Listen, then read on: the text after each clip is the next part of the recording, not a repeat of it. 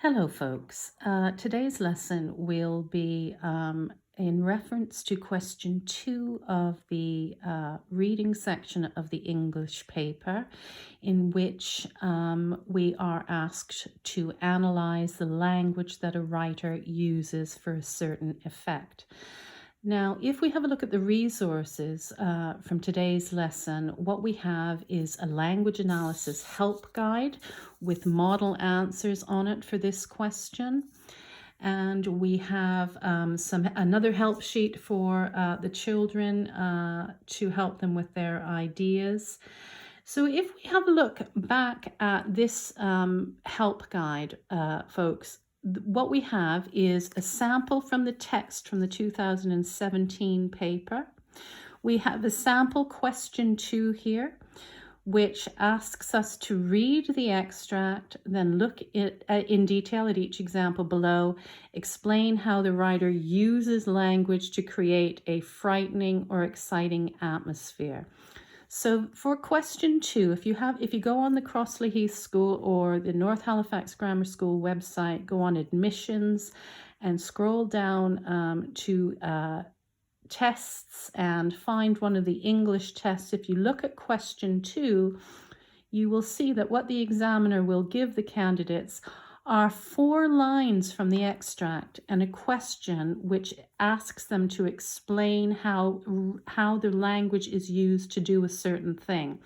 Now, in the 2017 paper, it was to create a frightening or exciting atmosphere. It could be to present the characters. It could be to describe the weather. So one of the lines the candidates were given in 2017 was walls of black water rose on either side of the boat. Now, for each of these lines, the candidate is looking to earn themselves 2 marks worth of analysis. So for the whole question, language analysis is worth 8 marks. So a model answer, and we must remember that English is subjective. It's not right or wrong, but a model answer for that question might look like this. The phrase walls of black water is a metaphor which suggests that the sea is closing in on Ben and the boat. Also, the adjective black creates a sense of darkness.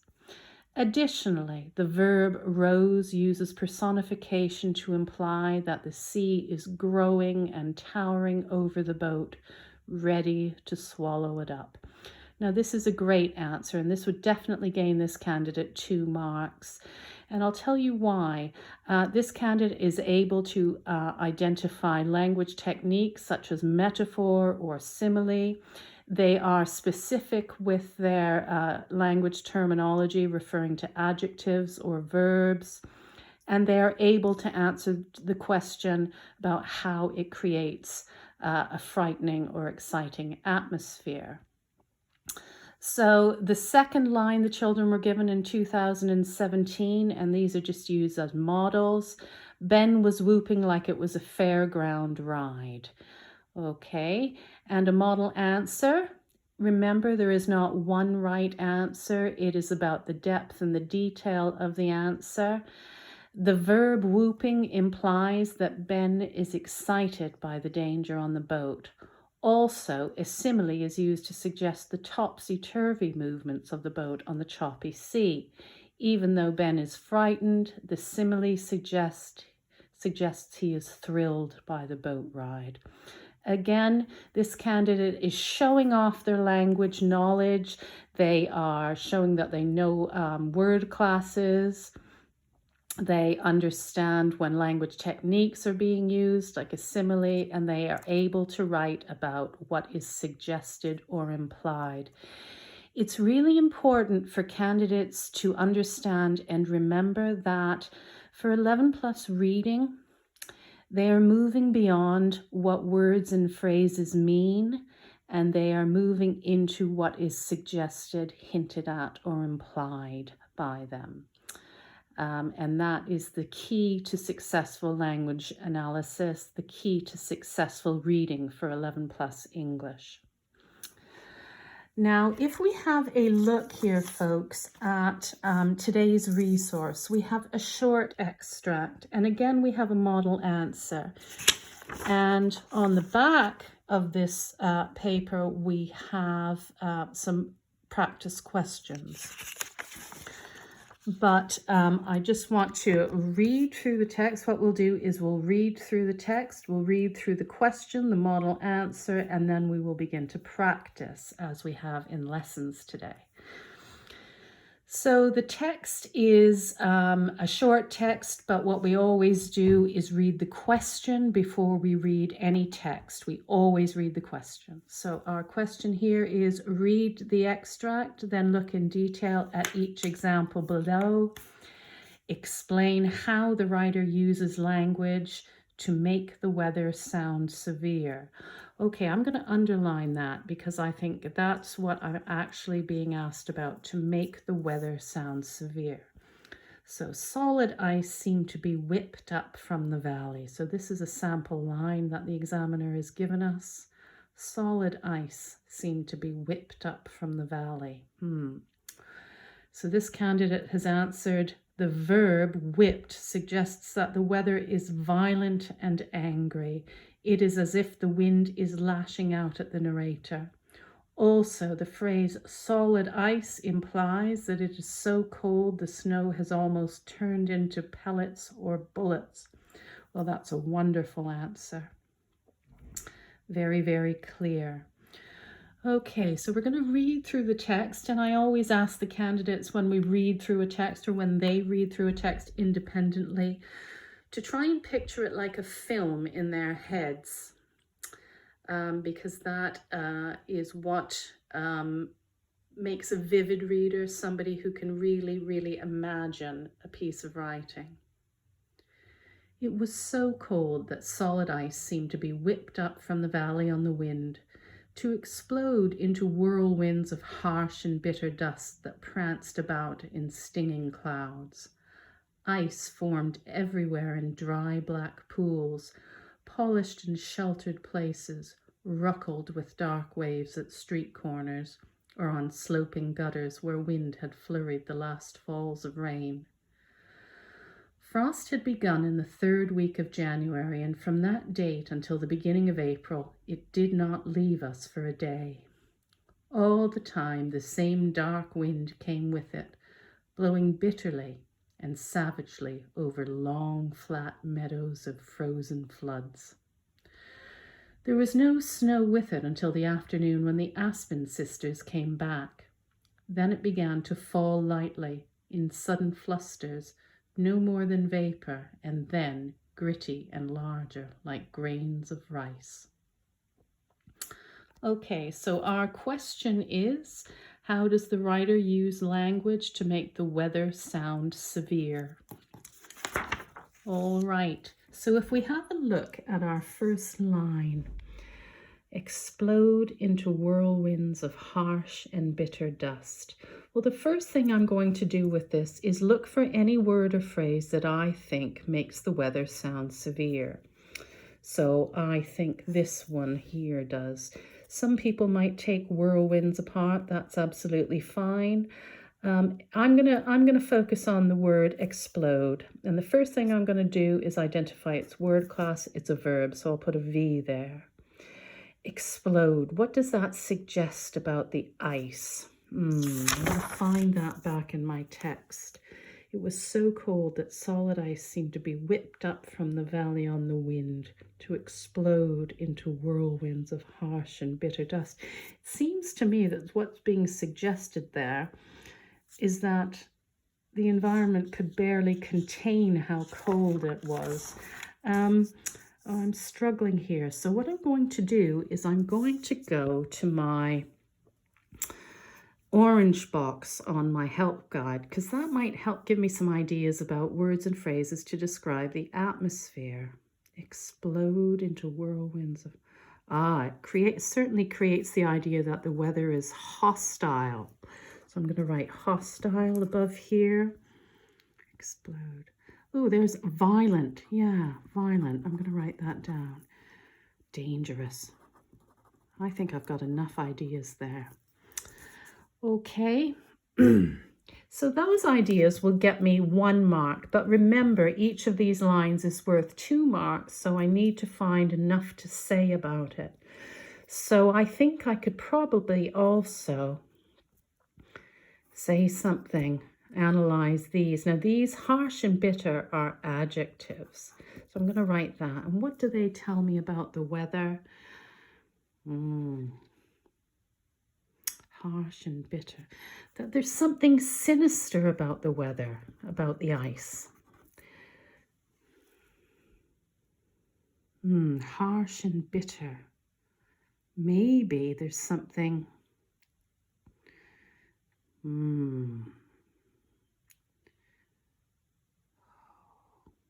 Harsh and bitter. Maybe an ominous idea there. Okay, so I've got enough there really. So I'm going to begin to formulate an answer. I'm going to use my model answers because that's what they're for. So I'm going to look at how they might be worded. Okay, so I'm going to start with the verb explode, and I'm going to put that in single quotation marks. Now, I don't want to write the word means because the examiner never wants to know what the word means. So I'm going to use a word from my blue box. Implies that the weather is dangerous and hostile.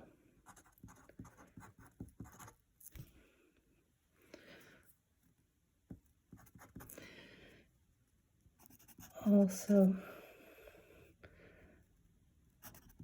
has connotations of violence. So that would get me 1 mark, folks. So I'm after 2 marks here. It would only get me 1 mark because I've only written about one thing. I've only written about explode. So belt and braces here. What I want to do is ensure a 2nd mark by writing a 2nd bit of analysis. So I'll connect my ideas also with a connective, the adjectives, harsh and bitter. Now, suggest, not it. I'm going to be specific with my question wording, that the weather is sinister, which creates an ominous atmosphere. Now that is a lovely full answer that does exactly what it needs to do. And if the candidates are writing less than the lines that they are given, they probably need to write a little bit more. Remember, you need to try and identify 2 things to write about if you can. If the line isn't long enough and there isn't enough to go on, you're just going to have to go into more depth about the one thing. So if we have a look at this one here, long flat meadows of frozen floods. Well, let's see, how is that making the weather sound severe? What is being suggested about the atmosphere there? Okay, so the first thing I think I could talk about, or I could write about, frozen floods. Right. Now, what's really, really important here is that candidates never ever write what is obvious or translate a word or a phrase. So the least able candidates might write here, the word frozen means it was cold. or the phrase stiff breeze means that it was windy. They will never get a mark for writing what is obvious because that's not analysis. We're moving beyond that now. So frozen floods. Oh, I know that that's using alliteration, so I'm going to write that there. But what does it suggest about the atmosphere? There's a sense of lifelessness about frozen floods. Lifeless. Maybe quite frozen floods. Hopelessness, maybe. Okay, and long flat meadows. Well, I think those adjectives are quite interesting. They suggest an empty, bleak, barren atmosphere there. So then I would formulate that into an answer that would start probably with the phrase frozen floods uses alliteration and implies a lifeless and hopelessness, or a lifeless and hopeless atmosphere created by the weather. Also, the adjectives long and flat allow the reader to imagine an empty, bleak, and barren environment created by the weather. So that is how we go about good language analysis. Now for homework, I have set for the children to finish this one here, do some analysis on that one, try and gain themselves 2 marks using the techniques that we have practiced, using their model answers, their help guide. And then we have a piece of English homework here, also on a separate text. And the question is, read the extract, explain how the writer uses language to describe the setting, and using their techniques that they've learned to try and have a go at these 2 language analysis questions, just like we've practiced in class. Thank you very much.